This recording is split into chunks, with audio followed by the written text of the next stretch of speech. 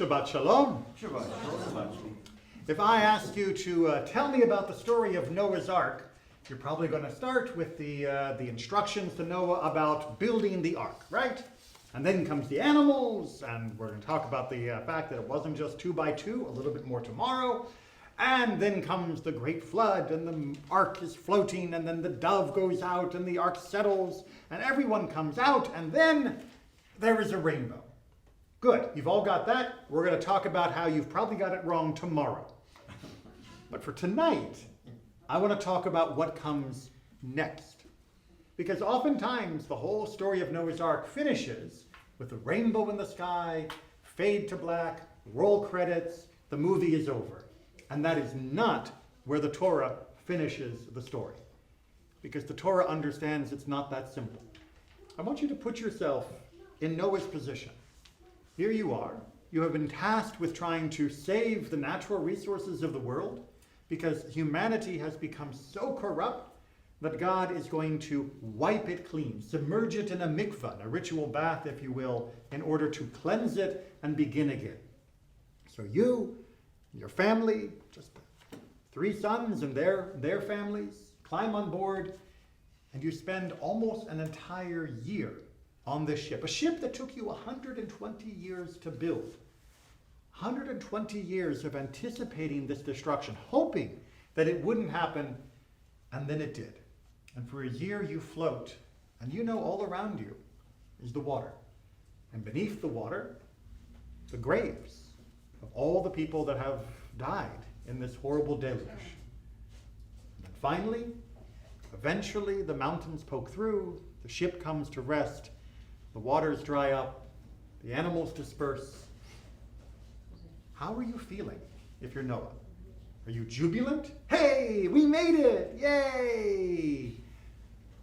I would be terrified. Maybe. You'd be terrified. Because everything is destroyed. Everything has been destroyed. What am I to do now? Oh, good. I survived. Why? What? Just, we all have to start all over again? Everything has to get built again from scratch? And what about all those people? I mean, okay, fine, they were bad people. But they're all dead. Everybody I ever knew, except for the few people on this boat, are gone. They're all gone. Whatever I could have done to save them, it apparently wasn't enough, and now they're gone, and we survive. Well, what is the first thing that Noah does after offering a sacrifice to God? He gets drunk. He gets drunk. Noah is suffering from what we in the modern terms would call PTSD. He is suffering from the horrible trauma that he has gone through, of what he has witnessed and what he has survived. And it is taking a toll on him. And he collapses in his tent, having gotten drunk, after having planted his vineyard and all of that, tending it just so that he could find some release, some escape. And then what happens? Well, there is an incident. Happy to talk about that in more private conversation, because it's a rather delicate subject, but it's some incidents of abuse. His own son or grandson are together abuse him while he is in his drunken stupor. And then his other sons have to come and try to rescue him. And then the children that attacked him, remember they're adults, they're not just little kids, they get horribly punished by Noah in response. Even after all of that, it's still falling apart all over again. It's still all falling apart. Why did we bother to save ourselves in this ark if we were just going to turn around the moment we got out and start doing just as bad, if not worse, than what people were doing before? Again, we're going to talk about much of this more detail tomorrow about what the message was. But I want to talk about what Noah did. What Noah did was a normal type of escape. He wanted to just make the feelings go away, make the hurt stop. And he turned to substance abuse. He turned to alcohol, because they hadn't invented opium yet. And he thought this might allow him to have some respite. Turns out it didn't. It only perpetuated violence within his own family, which is the handmaiden of this type of trauma. So often people who go through horrific situations will have violence afterwards.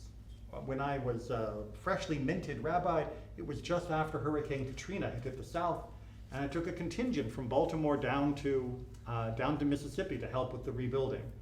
And as we worked and listened to the local people who had been helping so much, the social workers explained that in addition to the destruction of the towns and of the houses, the families had been ripped apart. That spousal abuse had skyrocketed following the hurricane. That people who were desperate turned upon each other within their own families. And of course turned to substance abuse. And many even took their own lives. And we have seen that pattern play out again and again and again in Israel right now. So many people who have been exhausted from the war have gone to divorce. They have gone into depression. Many of them have taken their own lives. The casualties will continue to mount because of the trauma that the people continue to carry after the devastation of October 7th and the brutality of the war. So if escapism through alcohol, if beating someone else is not a proper solution, and neither of those are, well, then what can we do? Well, we see a second solution in this week's Torah portion. Again, it feels like it's a whole separate story, but it's a continuation, and that is the building of the Tower of Babel. The building of the Tower of Babel. And our tradition says that why were they trying to build the tower? It wasn't just to be famous, because who are you being famous for if you're the only people? Like, who are you announcing yourself to? But that instead what they were trying to do was to build something, their own little mountain, that should there be another flood, they would have a place to escape to. They could just go up the tower. Or indeed, maybe they could go up the tower so far as to wage war on heaven and prevent heaven from ever doing this to them again. Wasn't exactly a great plan, but you might think that at least building efforts, this is the way that we can overcome this. Indeed, your rabbi just said he went down to help build up Mississippi again, even if I was only there for a short time. So maybe that's the solution. When there's a problem, we just buckle down, put our shoulder against the grindstone and push through. And that's only partly right, because we can see that the building of the Tower of Babel fails. And it fails because the idea was this is going to be our solution. We're going to build up this tower, and then no one will be able to hurt us again. No one will be able to flood us again. Then we'll be safe. As long as we build it big and tall and strong, no problem. It's another trauma response. It's the way that someone who might be attacked will suddenly start collecting guns, putting extra locks on their doors, buying the biggest car they can have so they will never be in an accident again. It's a natural response, but it's not actually going to prevent the possibility of other harm. It's not going to actually be a solution. It might make you feel better short term, but as we see in the story of the Tower of Babel, instead it leads to more problems within the community that eventually ends up fracturing and dispersing people into the empires we eventually know and love that come to wage war upon each other, well, until the modern day. It wasn't a solution. Instead, the solution was right there in front of them. Look, we need to do better for each other. That's how we're going to get through the trauma. That's how we get through the pain. Not we build a bigger wall, not we build a bigger boat, not we will lose ourselves in alcohol or frivolities or other distractions, but I'll take care of you, you take care of him, he takes care of him, and so on around the room, and we'll be okay. Right? If we actually treat each other with respect and dignity, if we give each other our love, then we can begin to heal.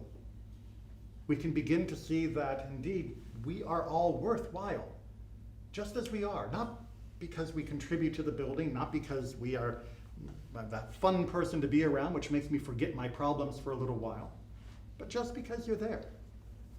You are part of my family, I am part of yours. And with that expression of love and that mutual assistance, that mutual building up of the person, not of the things, the trauma can begin to heal. But that's much harder, because to show somebody that love and that assistance means you also make yourself vulnerable. It means that you put yourself in a position of closeness where if they take advantage of you, it's going to hurt all the more. It's much easier to build a wall. It's much harder, much more dangerous to be open for the potential of an attack. But to know that only by stepping into that embrace can you eventually overcome the pain, the suffering, and the perpetuation of the damage that one person will do to another again and again. It's not an easy task. It is very hard of God to ask us to do this. And yet that is what we eventually see. All the way through the book of Genesis, there is one plot line. Subtle, hidden throughout the text and often missed, which is, can we actually get along together? Can we treat each other right? And each example throughout the story, we keep stumbling, we keep failing. We get a little farther ahead and then we trip, and we get a little bit more and then we trip. Generation after generation, until the very end of the book of Genesis, where finally Joseph and his brothers are reconciled, and they treat each other as brothers, and their families live together in peace.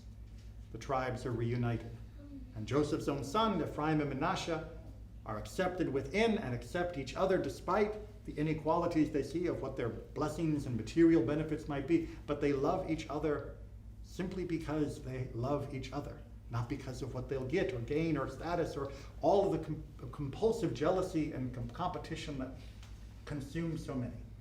And with that, the book of Genesis comes to a conclusion. Now we are ready for the next step, because only if we are willing to love each other can we truly understand God's love for the world and the gift of Torah that can guide us in this world. Because how will I ever be willing to accept the rules of how I treat someone else if I haven't begun to love them? How will I accept the limitations God is putting upon me? The restrictions. God is telling me I can't cheat that person. God's telling me I can't beat them up and take their stuff. I'm a big guy. I can take them. But no, if I love them, I won't.